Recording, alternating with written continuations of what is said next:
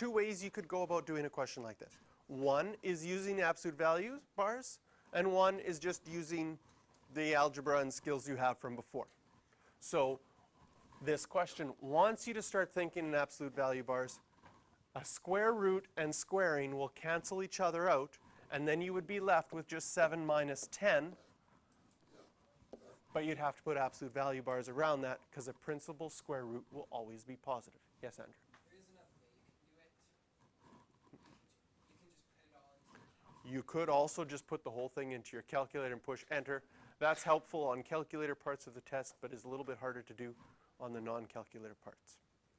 So if I go 7 minus 10, I get negative 3. You have to do the orders of operations inside the absolute values first. Once you get negative 3, you ask yourself, how far is negative 3 away from 0? 3.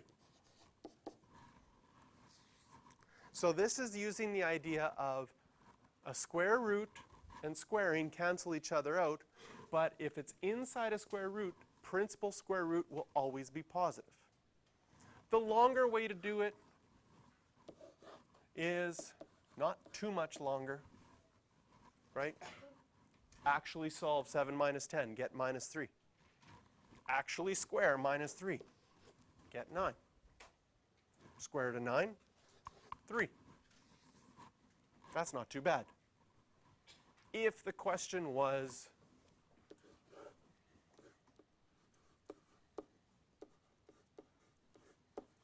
this one, then the second technique's not as nice, unless you know your squares to very high numbers.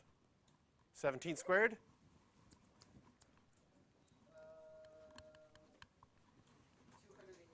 280. Yeah, with a calculator is helpful, eh? But mental math, no one has their squares. How high do you have your squares memorized up to? 12? 12. If you know up to 12, learn 13.